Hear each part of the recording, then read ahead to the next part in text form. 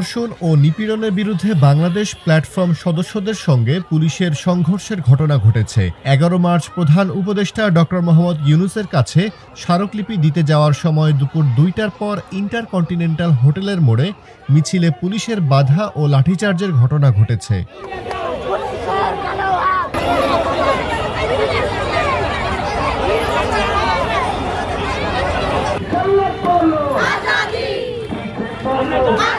ধর্ষণ ও নিপীড়নের বিরুদ্ধে বাংলাদেশ প্ল্যাটফর্মের সদস্যরা দুপুর ২:৩০টার দিকে ঢাকা বিশ্ববিদ্যালয়ের রাজু ভাস্কর্যের সামনে থেকে একটি মিছিল নিয়ে প্রধান উপদেষ্টাকে স্মারকলিপি দিতে যাচ্ছিলেন। পথে হোটেল ইন্টারকন্টিনেন্টালের সামনে তাদের বাধা দেয় পুলিশ। এ সময় পুলিশের সঙ্গে তাদের তীব্র বাকবিতণ্ডা হয়। পরে পুলিশ বিক্ষোভকারীদের ২ দফা লাঠিপেটা করে। এক পর্যায়ে বিক্ষোভকারীরাও পুলিশের উপর চড়াও হলে তাদের মধ্যে সংঘর্ষ বাধে।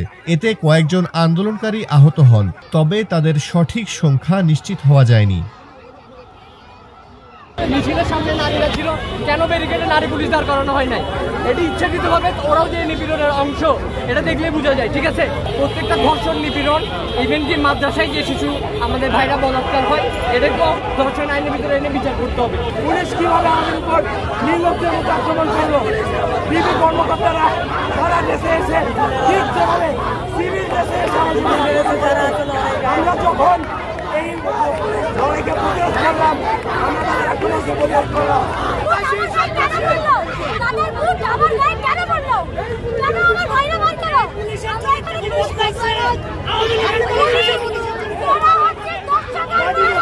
আওয়ামী লীগের সময়, স্বৈরাচারের সময় পুলিশ যে ভূমিকা ছিল, আজকেও সেই ভূমিকা আছে।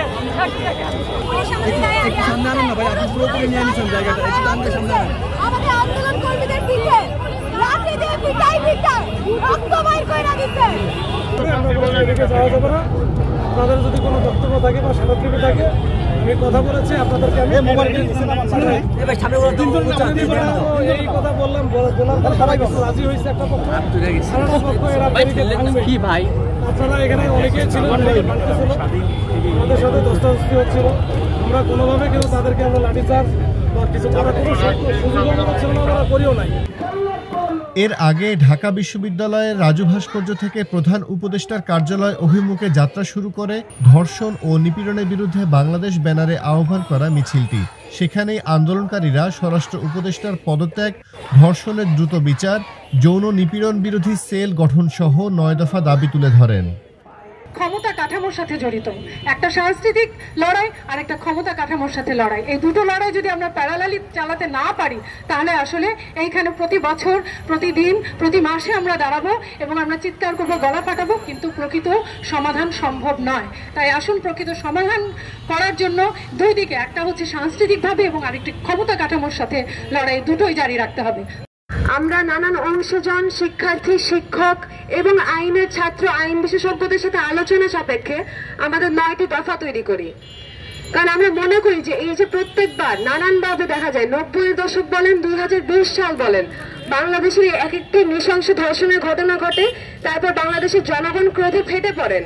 তারপর দেখা যায় যে ফাঁসি বা এরকম কোন একটা শর্ট টার্ম সলিউশন মার্কা একটি দাবি বা 2টি দাবির প্রেক্ষিতে ওই আন্দোলন আলটিমেটলি শেষ হয়ে যায়।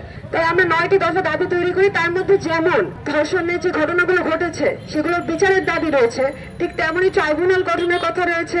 বিশ্ববিদ্যালয় সহ শিক্ষা প্রতিষ্ঠানগুলোতে যৌন নিপীড়ন বিরোধী সেলের কথা বলা হয়েছে।